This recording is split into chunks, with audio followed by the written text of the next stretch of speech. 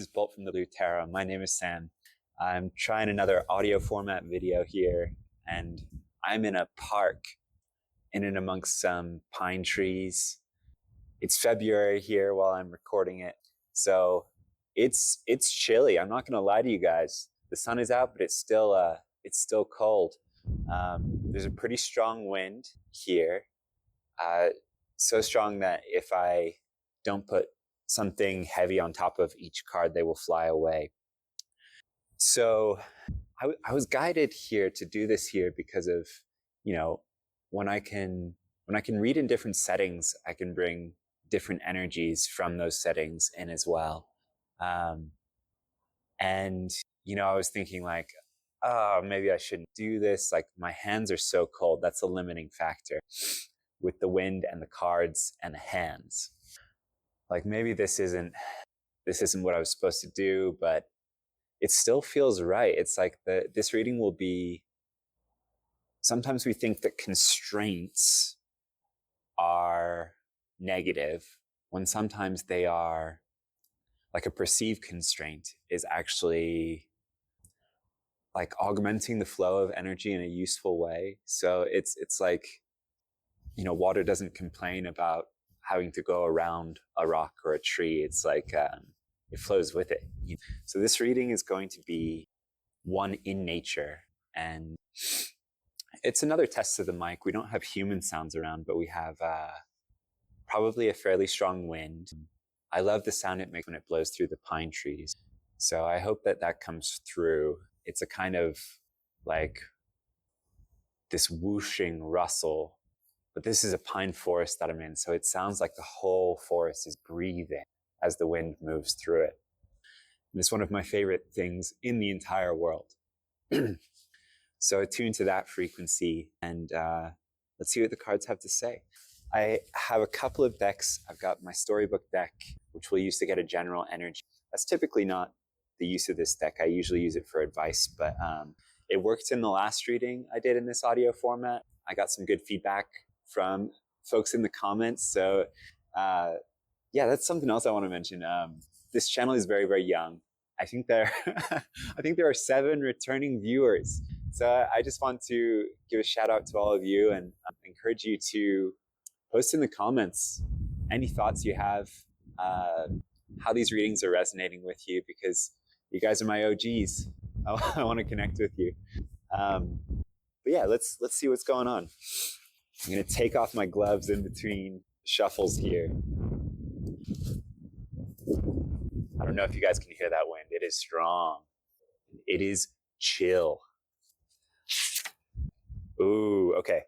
So this is the general energy for this reading, or possibly like a key lesson or an undertone.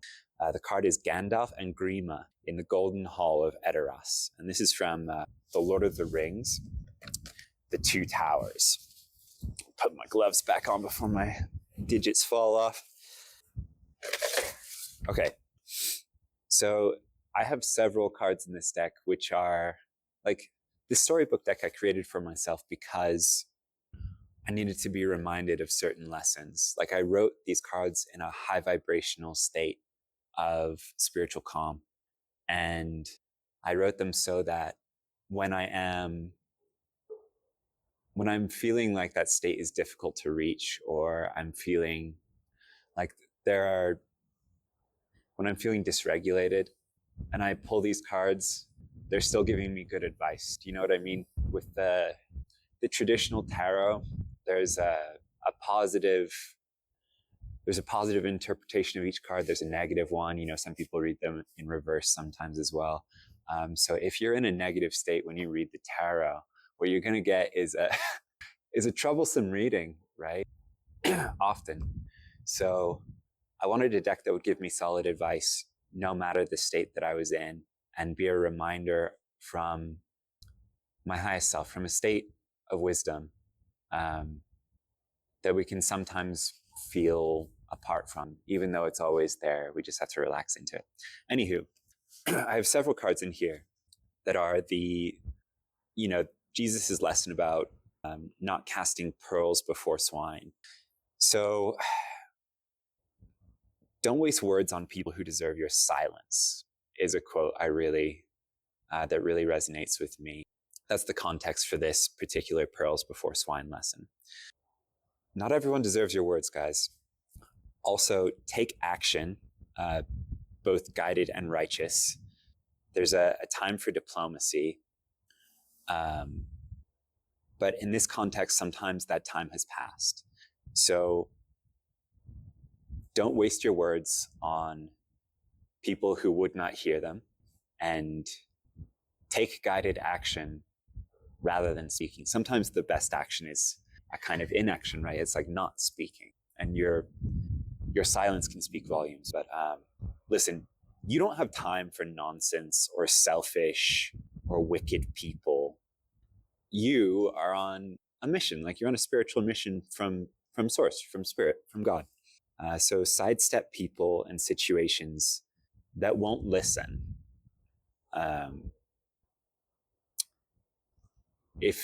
Especially if they've proven to you that they won't listen to diplomacy or kind words, like they fall on deaf ears, then don't try to teach the lesson 7 different ways.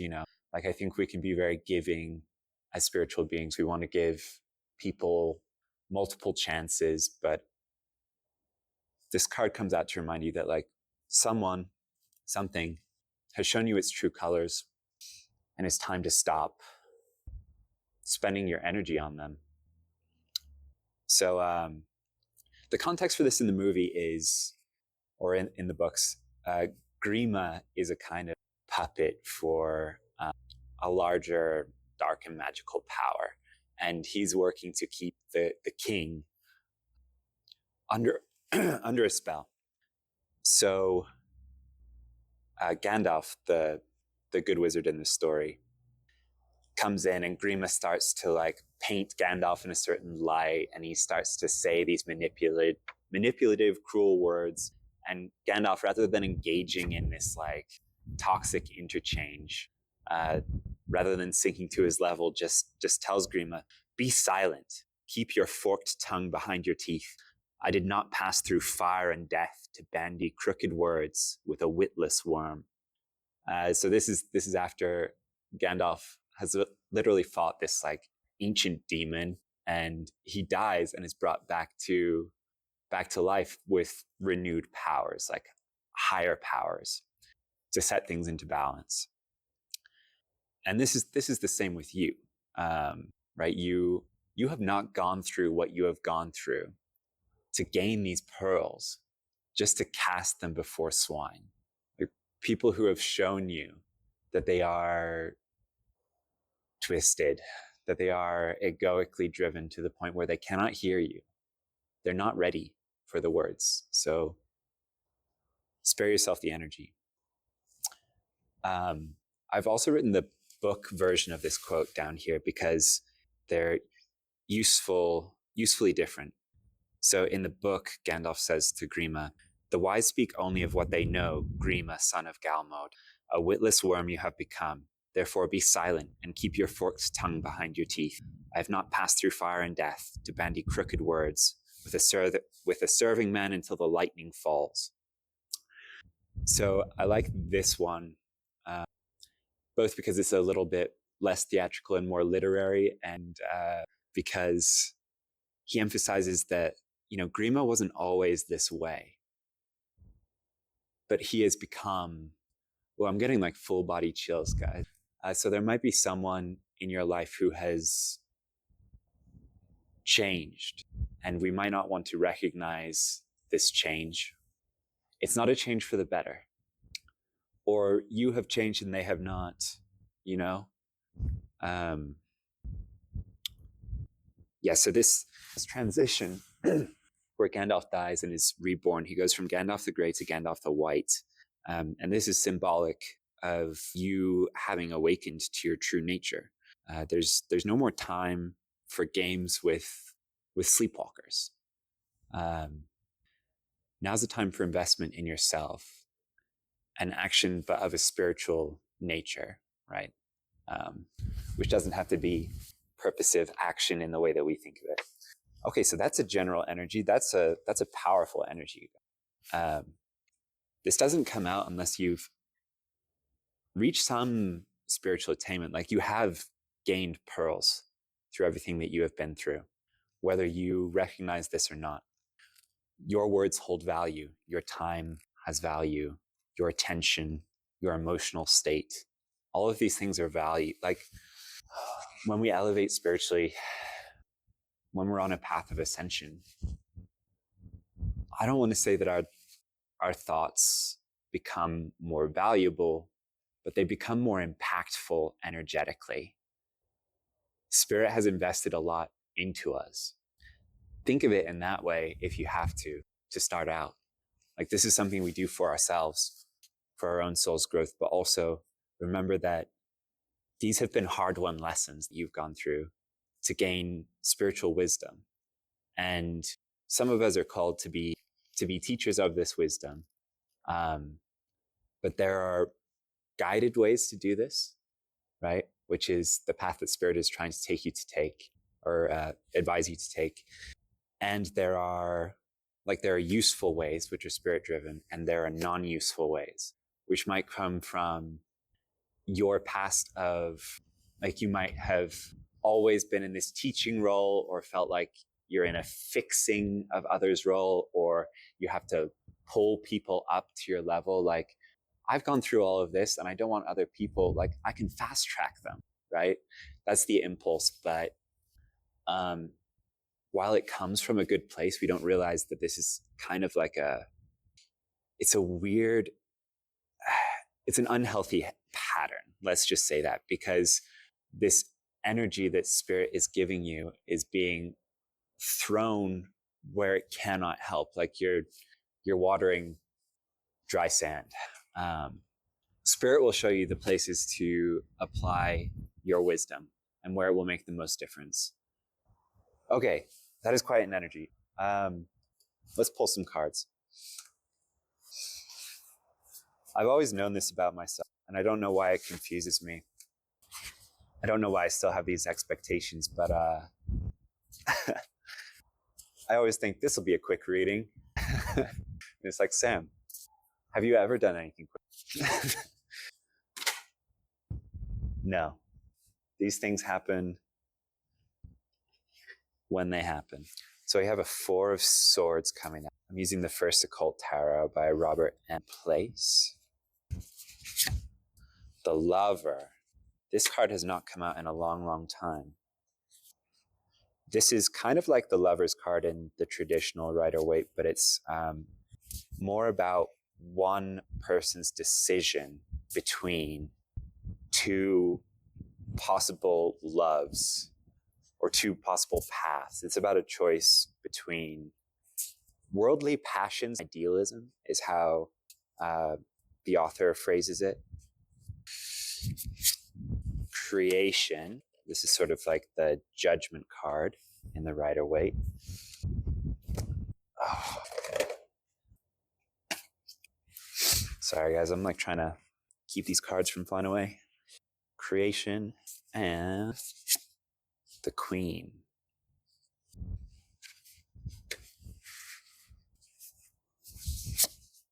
Folly. Okay. So, gloves are going back on. The gloves came off to pull the tarot cards. They're going back on though. Okay, so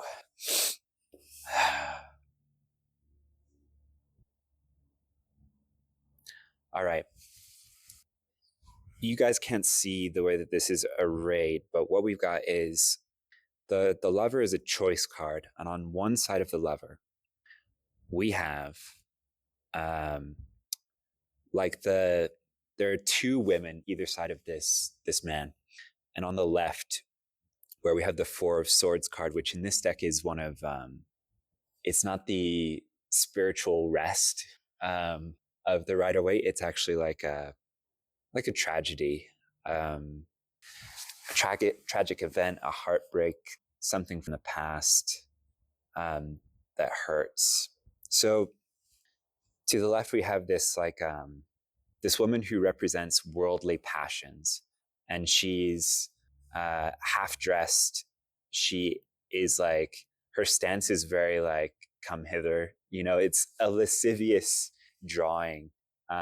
Even if she's friendly and beautiful, she's the worldly passions, and she's dressed in red, like lower chakras, sexual energy. And on the right of the lover, we have a woman dressed all in light blue, like the colors of the throat chakra and of the sky, like higher ideals. And she's fully clothed and she's beckoning towards the sky. And she has a crown on, which represents her spiritual attainment, or like her spiritual rank. Let's say that. And on that side, the idealism side, we have creation.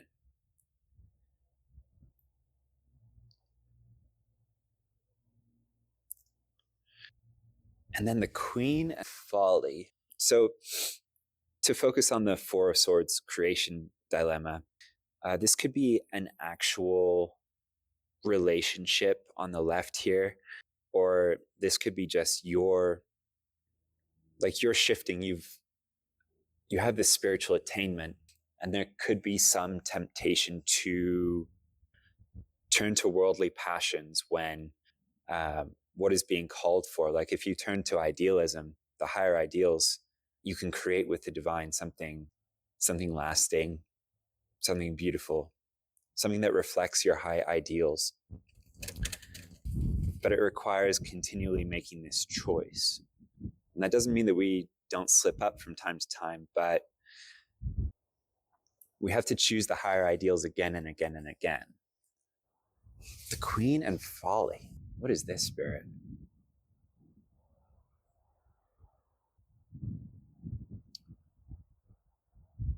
Okay, so I think that the Queen in this deck is not a kind queen. She is maybe at best like the Queen of Swords in reverse. She's egoically driven. She's holding her weapon is a staff with nails hammered into the end of it, like spikes on the end. She rules through fear, and she supports the king with her threats. So it's like someone who recognizes, honors, and supports not necessarily patriarchy, but like the power of the ego and the structures that egoic power creates. And I'm reading this as the worldly passions choice, the woman, the hurt from the past, so this might be about like choosing a person who on some level is not good for you, who doesn't match your spirituality, over spiritual attainment. And like the fact of the matter is, guys, one of them diminishes you and one of them enlarges you. One of the best books, nonfiction books I've ever read, it changed my life. It's called 4,000 Weeks by Oliver Burkeman. And the title is about how the average human life is only 4,000 weeks long. And ostensibly, it's about productivity, but it's not productivity in the same way that we think about it. It's actually like a redirection from society's ideas about productivity and squeezing more in and choosing instead this higher path. So the things that enlarge in you rather than diminish you. So if you're considering, like there might be this just tantalizing person for you who holds a lot of promise, and you might be someone who is used to seeing people as their higher selves or seeing their potential, right? And while that is laudable, you have been given this huge investment by Spirit, and they want you to recognize what investments on their behalf are worth your time, and which ones will enlarge in you versus which will diminish you or hold you back. Because the Queen here is backed up by Folly. And the Folly card here is kind of like the Fool, but it's a lot more foolish in the pejorative, in the negative. So this Folly is chased by the tiger of regrets. They're dressed like a jester, and in their little satchel, they have like all of their emotional baggage, all of their unprocessed emotional baggage, and this tiger of regrets chases them. So it's like, this is the force behind the queen. So either their motivations are misplaced, foolish, or your motivations would be misplaced in choosing them. Yeah, I'm getting that it's that second one. We don't have to worry about people's motivations. Like, once they've shown us who they are, maybe we've given them one or two too many chances, like time's up. It sucks, especially if we're like physically very attracted to them. That can present a difficult choice. But a lot of this is about rising above our biology to higher ideals. Because if we stay as humanity in our biological urges purely, well, I mean, you just have to look around the world today, right? Like, because a lot of it is motivated by this nervous system hijacking of fear. And that is giving into chemicals, right? That we keep feeding. So don't feed this choice. And don't confuse this lover card, this choice between worldly passions and idealism, as one that's encouraging like complete asceticism or nihilism, or like turning away from the physical entirely, because that's something we have to integrate. But this is it's a tightrope walk, and to be a mindful person involves grounding yourself in the physical. To reach this level of spiritual attainment, you know how important mindfulness is. And to enjoy physical pleasures, physical comforts, sensuality in that context of like, smelling lavender and it smells intoxicatingly beautiful, or seeing a gorgeous painting and being moved by it emotionally. Like, there's lots of stuff that's really good about worldly passions and the physical. But we're focusing on like a soul alignment, and the worldly passions that will actually that will leave you feeling empty, that don't have, like, they're all surface level, and underneath there is sadness, there is repeated patterns of, I don't want to say brokenness, but just like not feeling whole, separation from. So yeah, choose the path on the right that leads to creation.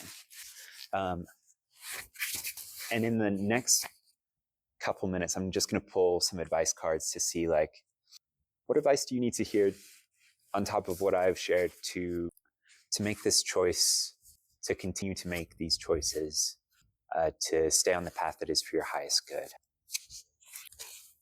Ooh, okay. Morpheus, Neo, the red pill, and the blue pill. This is from The Matrix.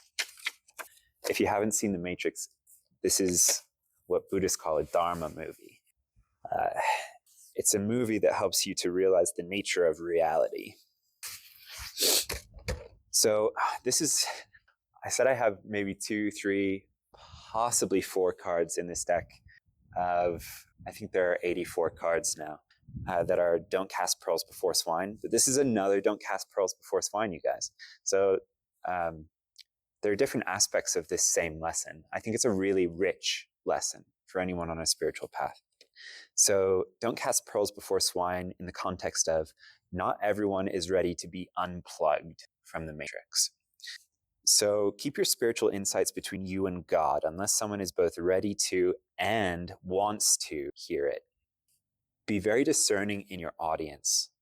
And when you are called to share an insight or a lesson, scaffold that lesson to the person's understanding. If spirituality is like building a cathedral, you're not starting at the parapet. Like, you're not starting at the tippy top, you're starting at the base. Okay, so scaffold that lesson for the audience. Remember that some revelations, some spiritual insight are just for you. They're between you and spirit, you and source.